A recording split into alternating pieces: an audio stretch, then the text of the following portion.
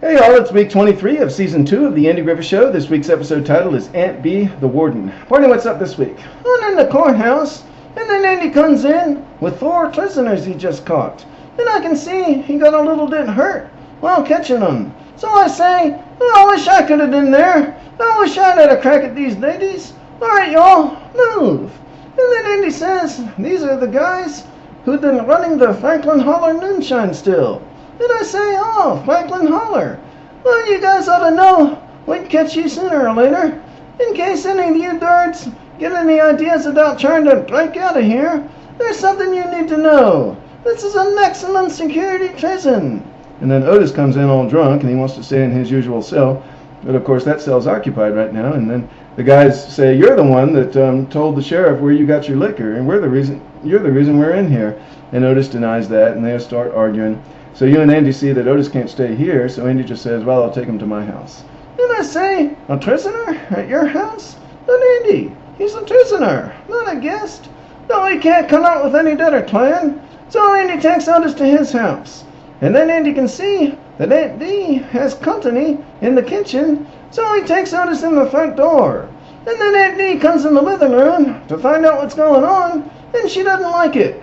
Doesn't like it at all. She says she's got ladies over baking cakes for the church social. So Andy takes Otis straight up to the guest room and puts him in bed. And then he goes to talk to the ladies in the kitchen. But then Otis gets up from bed and comes down to the kitchen while he's still drunk, and that's a bad scene. Yeah, and then the next morning, Aunt B tells Andy she wants Otis out of there. And Andy has to go to work, and he asks Aunt B to please fix Otis his usual breakfast. And he says Otis will be out when his 24 hours is up. Meanwhile, back at the courthouse, I tell the 4 prisoners, men, and as much as I am the raiding officer in charge here, I feel it would not be wrong for me to start you on a program of rehabilitation. By that, I mean any constructive activity which may bring out the talents which you may have. It's never too late. So you give them a woodworking set and a metal craft set and a leather craft set and then a Mr. Potato Head set. Meanwhile, Aunt B brings Otis his breakfast, and Otis says he wants to sleep a while longer and that she should keep it hot. And she says, you eat it now. And Otis says, I'm the prisoner here and I have rights. And she says, well, that makes me the warden.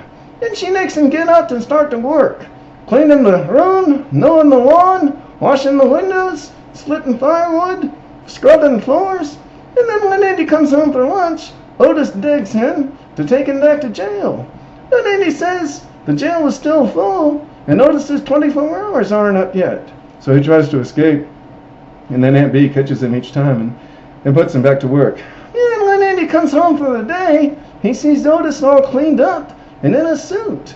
And he promises Andy he won't drink anymore because Aunt B has him on probation.